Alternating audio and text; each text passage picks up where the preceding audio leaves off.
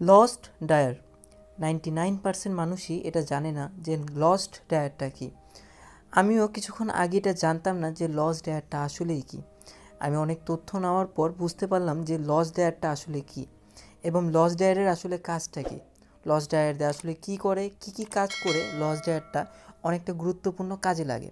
তো পুরোপুরি বিস্তারিত Lost.DIR সম্পর্কে আজকে এই ভিডিওতে দেখাবো। যদি আপনি আমার চ্যানেলে নতুন হয়ে থাকেন তাহলে প্লিজ সাবস্ক্রাইব করে পাশে ঘন্টাটিকে বাজিয়ে দিন। আর যদি নতুন হয়ে থাকেন অবশ্যই একটি লাইক দিয়ে রাখবেন, যদি পুরাতন হয়ে থাকেন তারপরও।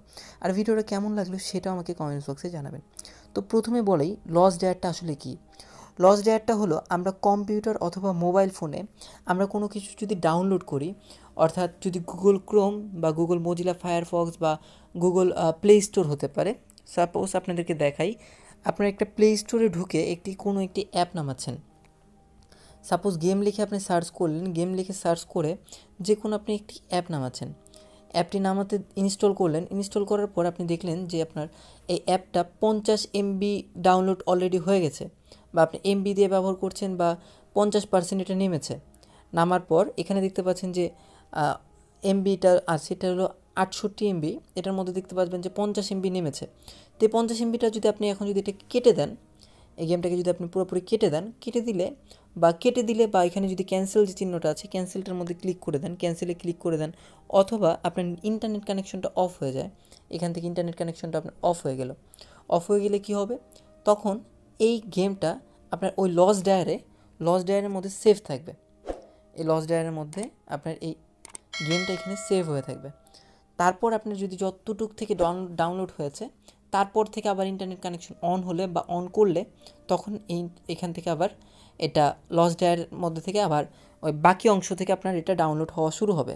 Lost.DIR এই কাজ এরকম হতে পারে, আপনার গুগল থেকে কোনো পিকচার অথবা কোনো ভিডিও বা কোনো সফটওয়্যার হতে পারে, সেরকম কোনো যদি তথ্য থাকে তো এই Lost.DIR-এর মধ্যে এরকম সংরক্ষিত থাকে।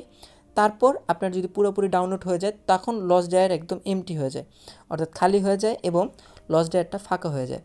অর্থাৎ যে ফাইলে যাওয়ার কথা সেই ফাইলে সেটা চলে যায় এবং Lost.DIR-টা ফাঁকা থাকে। আর যদি আপনার এরকম অর্ধেক হয়ে এটা অফ হয়ে যায়, অর্থাৎ ইন্টারনেট কানেকশন বন্ধ হয়ে যায়, অথবা আপনার ইন্টারনেট আপনি অফ করে রাখলে তখন এটা অর্ধেক ডাউনলোড থাকবে, দেন আপনার পরবর্তী থেকে আবার এটা ডাউনলোড বা ইনস্টল হওয়া শুরু হবে।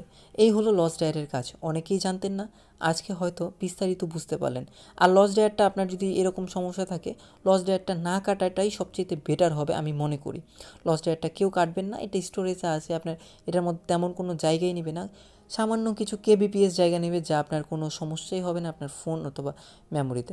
সো আশা করি যে আপনি এই Lost.DIR-টা রেখেই দিবেন আপনার ফোনের মধ্যে। তো আজকের ভিডিওটা ছিল এই পর্যন্ত, আশা করি সবাই বুঝতে পেরেছেন। এছাড়া যদি কারো কোনো কোশ্চেন থেকে থাকে তাহলে অবশ্যই আমাকে কমেন্ট বক্সে জানাবেন। ধন্যবাদ সবাইকে।